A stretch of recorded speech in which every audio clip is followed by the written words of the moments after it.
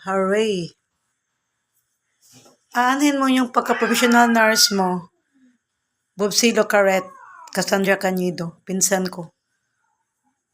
Kung yung utak mo naman, inapapraning na, at sabi mo, kailangan mo pumunta ng psychologist, ay, hindi pala, correction please, psychiatrist pala.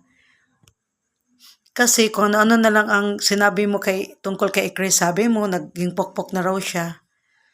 Tapos, sabi mo, nagbingbangan daw sila ni Jerome at Chris.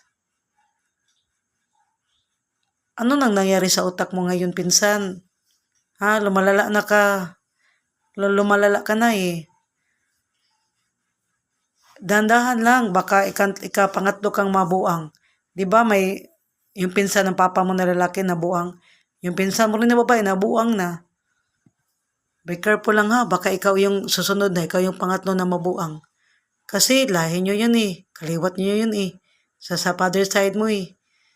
Tapos ano, 'di ba nagsabi ako na totoo dito? Hindi naman ako nag-imbento istorya ah. Totoo naman ah. Lahat ng sinabi ko dito, 'di ba? Nalala ko dati, tinanong ko yung papa mo, Tiyo, saan na ba yung pinsan mo? Bakit hindi na pumunta sa bahay mo? Di ba palagi siyang dumalaw sa'yo? Sabi ni Tiyo Panyong, inabuang kasi yan, ani. Kaya hindi na nakabalik dito. O di, may lahi pala kayong balyo eh. Sa father side mo, Cassandra Cañido eh.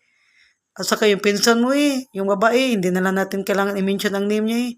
Nabubuang din siya dati eh. Di ba? Kung mabuang ka, Cassandra Cañido, yung pinsan ko na Bobsilo Caret, hindi na lang ako magtaka. Eh kasi, yung pinsan ng papa mo na lalaki, nabubuang na siya, naluluka-luka na siya, nagiging ano na siya, lukaret. Yung ternilyo ng utak niya ba, naluag na ba, at saka may gulokto siya sa ulo niya ba. Ganon yun. At saka yung pinsan mo na babae, di ba, nabuang siya dati.